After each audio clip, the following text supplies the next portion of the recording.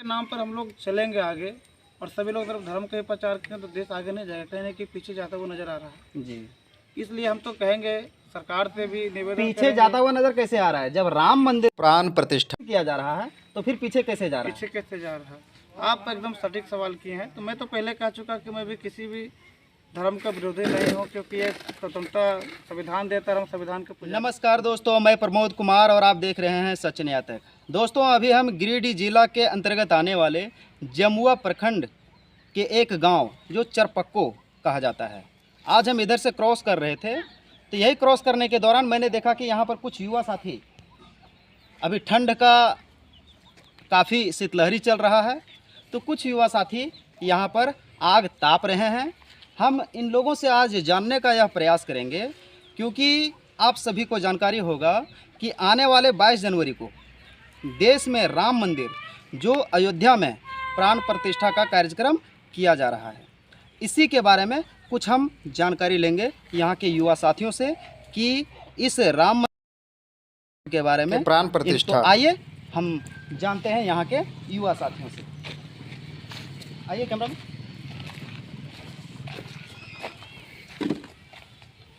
जोहार आप सभी को। जोहार। सर, जैसा कि आप सभी को जानकारी होगा कि आने वाले 22 जनवरी को अयोध्या में राम मंदिर का प्राण प्रतिष्ठा समारोह किया जा रहा है। तो इसके बारे में आप लोगों का क्या विचार है, थोड़ा सा बताइएगा कि आखिर क्या है। सबसे पहले आपको और आपको दर्शक, आपको चैनल को बहुत बहुत धन्यवाद। इस कड़कती ठंडी हवाओं के बीच लड़ता हुआ आग में हम लोग अपना हाथ ताप रहे थे, आप आए संघर्ष करके। तो देखिए, ये जो भारत देश है ये लोकतांत्रिक देश है जी, और यहाँ प्रावधान है कि यहाँ सभी धर्म के लोग, सभी जातियों के लोग अपने धर्म को मान सकते हैं, आज़ादी है।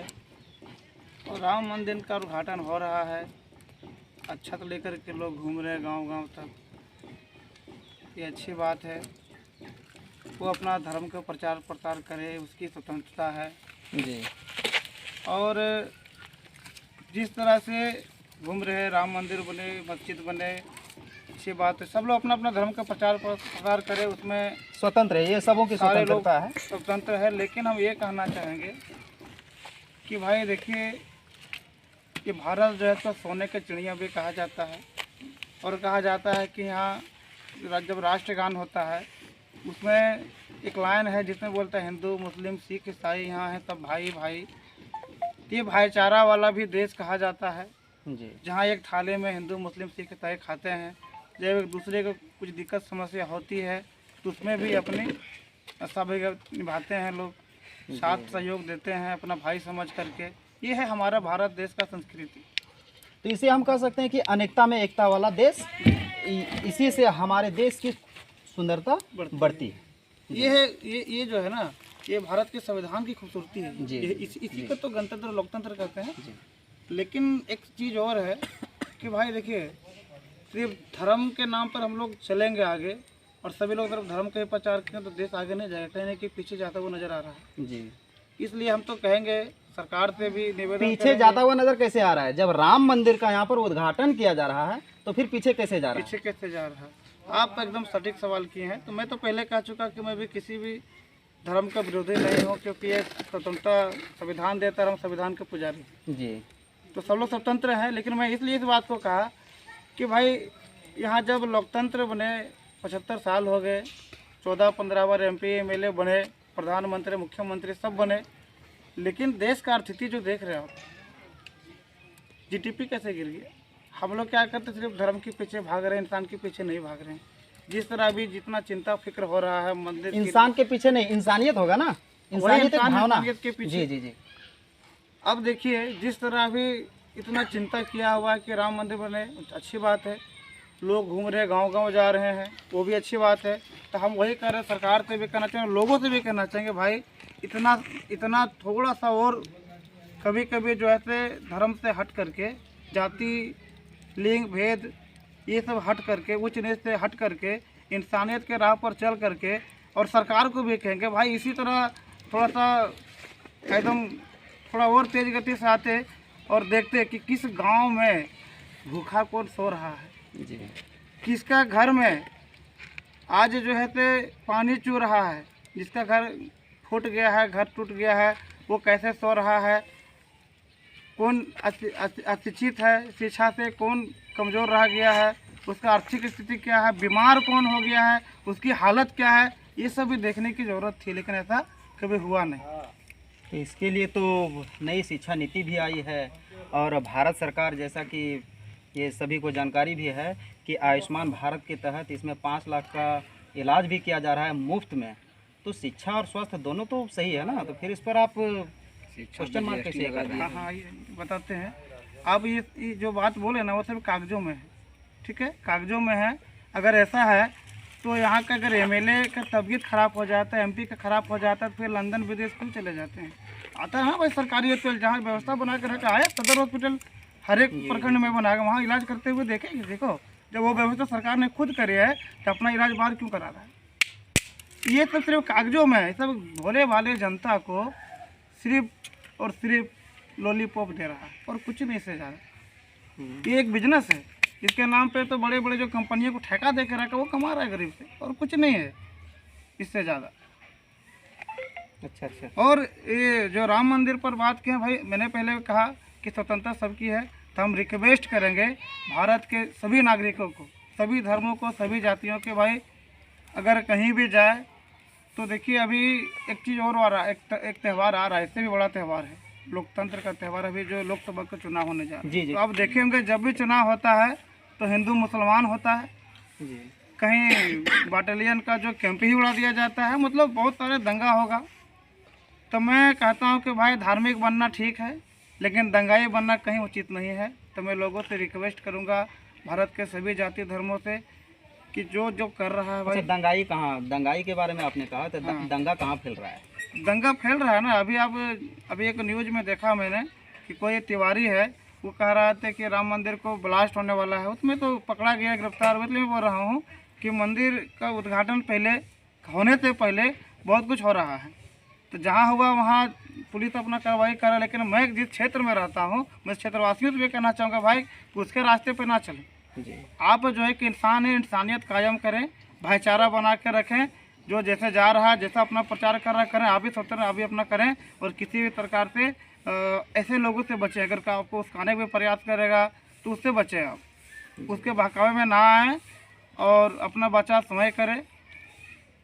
और अपना एक सवाल आपसे थोड़ा सा कि झारखंड में कुछ उर्दू शिक्षकों की बहाली को लेकर के कुछ इस पर कुछ भी अड़चने आ रही हैं कि आने वाले कल यानी 14 जनवरी को कुछ शायद आप लोगों का कुछ आंदोलन भी होने वाला है, ऐसा है क्या? सबसे पहले आपके तमाम दर्शकों को झारखंडी जोहार।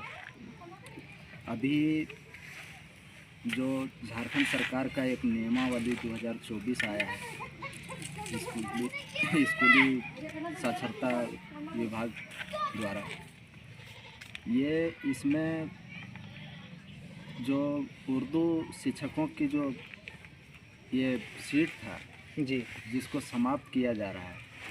और फिर पहले जबकि हम लोगों को ये बिहार सरकार से जब झारखंड अलग हुई थी तभी से यहाँ पे उर्दू शिक्षकों का सीट खाली चल रहा था, जिसमें अभी तक नियुक्ति नहीं हो पाई, और अब जो है उसको समाप्त ही कर दिया जा रहा है, जिसको लेकर के हम लोग पूरे झारखंड में सभी संगठन मिलकर हर जगह से विरोध करेंगे कल 14 जनवरी को जी। और इस पर तैयारी चल रही है। हर लोग अपने अपने संगठन के साथ मिलकर बात कर रहे हैं। और देखिए, हम लोग सरकार से मांग करते हैं कि जो आप ऐसी नियमावली बनाते हैं जिससे लोगों को दिक्कत होती है, परेशानी होती है, लोगों को विरोध करना पड़ता है, आवाज़ उठाने के लिए मजबूर होना पड़ता है, तो ऐसा नियमावली क्यों बनाते हैं? अगर नियमावली बनाना ही है तो ऐसा बनाओ जिसमें लोगों का फ़ायदा हो, जिसमें गरीबों का फ़ायदा हो, जिसमें लोग ऐसा महसूस करें, सरकार के ऊपर गर्व महसूस करें तो ऐसा नियमावली ना बनाकर कुछ ऐसा बनाते हैं जिससे बार बार हम लोगों को विरोध करना पड़ता है। जी। तो ये सब जो है अभी चल रहा है, जो सरकार से हम लोगों को उम्मीद नहीं थी। तो इस पर हम लोग कल विरोध प्रदर्शन करेंगे। इसके पहले अभी जो है बातचीत हो रही है। अभी हमारे गांडे विधानसभा जो नज़दीक में है, जी। मेरे ही ज़िला में है, तो वहाँ के विधायक जो है इस्तीफ़ा दिए। जी। और वो इसलिए इस्तीफ़ा दिए कि अगर झारखंड में सरकार के ऊपर जो अभी ये ईडी का शिकंजा चल रहा है और जो सरकार गिराने की साजिश हो रही है, अगर इसमें कहीं सरकार गिर जाती है मेरा झारखंड का, तो ऐसे परिस्थिति में वहाँ पे जो है गांडे सीट खाली कराया गया ताकि वहाँ से दूसरे कैंडिडेट को चुनाव लड़ाया जा सके जी। और फिर जो है वो सरकार का कमान संभाले। और इसीलिए खास करके खाली कराया गया है, जो कि हवाले से और इधर उधर से हम लोग सुन ही रहे हैं कि वहाँ पे जो है खुद जो हमारे अगर सरकार यहाँ पे गिर जाता है तो खुद हेमंत सोरेन सरकार के अपने ही उनके वाइफ वहाँ से चुनाव लड़ेंगी और वही सरकार बनेगी, ऐसा हम लोगों को सुनने में आया। और हम लोग तमाम चर्चा है इलाके में। तो मेरा कहने का मकसद ये है कि अगर सरकार को बचाने के लिए हमारे डॉक्टर सरफराज अहमद साहब अपने विधायकी पद से इस्तीफ़ा दे सकते हैं, तो सरकार को भी ख्याल रखना चाहिए कि जहाँ पे उर्दू की बात हो, उर्दू टीचर की बात हो, तो उस पर भी थोड़ा उनको ध्यान देना चाहिए। और विधायक महोदय को भी जो है, जो अभी निवर्तमान हो चुके हैं, तो उनको भी ध्यान आकर्षित करना चाहिए ताकि सरकार जो है इस दिशा में वो बेहतर काम करे। लेकिन अभी तक जो भी पहल हुआ है, हमको नहीं लगता है कि किसी तरह से कामयाबी पहल हो चुका है, क्योंकि अगर पहल कामयाब होती तो ये नियमावली जो हम लोगों के बीच में जो जारी हो रहा है ये नहीं होता। तो इसमें सुधार करने की ज़रूरत है।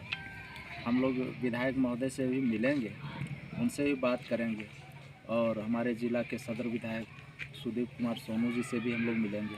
अच्छा, इस संबंध में बात आप करेंगे। उनसे मिलेंगे सर? जी। यहाँ के विधायक कौन है? यहाँ ये आप अपने विधायक के ऊपर भरोसा नहीं करते हैं क्या? यहाँ के जो विधायक है, जमुआ विधानसभा क्षेत्र के विधायक माननीय श्री केदार हजरा जी, उनसे क्या आपने गुहार नहीं लगाई? जी, अभी तो हम लोग इनसे गुहार नहीं लगाने का कारण है कि कभी हम लोगों के मुद्दे पर ये बात ही नहीं रखते। आप कभी गए क्या इनके पास? जी, हम कभी लोग गए भी नहीं। मुद्दे लेकर के गए कभी आप? नहीं, ये भी बात सही है कि हम लोग अपने मुद्दे को लेकर के इनके पास गए भी नहीं, ये भी बात सही है, क्योंकि हम लोग समझते हैं कि इनसे हम लोगों का जो मुद्दा कभी हल हो नहीं पाएगा और सरकार में भी नहीं है, जिस कारण से हम लोग नहीं जा रहे हैं। लेकिन हम लोगों को जाना चाहिए, इस पर भी हम लोग एक टीम बनाएंगे। अच्छा। और अपने विधायक और सांसद से भी मिलेंगे, क्योंकि जो हमारा विधायक है, सांसद है, तो हमारा अधिकार है कि उनसे मांग करना है जी। तो इस पर भी हम अपना टीम बना करके तंजीम इस्लाहुल मुस्लिमीन के ज़रिए और जाएंगे, डिमांड रखेंगे अपना। आपका परिचय क्या हुआ, हमारे ऑडियंस को बताएंगे? जी, मैं शहादत अंसारी तंजीम इस्लाहुल मुस्लिमीन का सदर हूँ जी। और हमारे साथ में हमारे तंजीम के उपाध्यक्ष उप सदर इनामुल हसन चौधरी साहब भी मेरे साथ में हैं जी। और अभी हमारे सेक्रेटरी नसीम अली साहब वो कल की तैयारी में लगे हुए हैं जी। वो कल जो विरोध प्रदर्शन है सरकार के अगेंस्ट में 2024 नियमावली के खिलाफ, उसकी तैयारी में लगे हुए हैं। मेरे प्रवक्ता जो मीडिया प्रभारी हैं वो भी लगे हुए हैं अपने काम में और काफ़ी कोर कमेटी के सम्मानित सदस्य जो हमारे हैं वो कल की तैयारी में लगे हुए हैं। देखिए, कल हम लोग सरकार के खिलाफ़ जो है विरोध प्रदर्शन करेंगे और इस पर काफ़ी मजबूती से करेंगे हम लोग इस बार। जी सर, आपका परिचय क्या हुआ? आपने भी अपनी बात को काफ़ी गंभीरता से रखा, थोड़ा सा हमारे ऑडियंस को बताएंगे कि आखिर इतनी गंभीरता से अपनी बात को जो रखा, अगर उन्हें हमारे ऑडियंस नहीं जानेंगे तो फिर थोड़ा सा बताएंगे सर अपने बारे में। ये बात है मेरा परिचय लोग मुझे उज्जवल कुमार रावण के नाम से जानते हैं। जी। काम हमारा समाज सेवा है और जो मेरा सेवा होता निस्वार्थ भावना से होती है। उसमें हम जात पात ऊंच नीच भेदभाव नहीं देखते हैं। जो जिसका ज़रूरत होता है हम उसके लिए खड़े होते हैं, पर वो हर काम सही होना चाहिए। जो काम सही है हम भाई उसके साथ हैं, और वो हर गलत काम का विरोध कर दो भी छाती ठोक कर।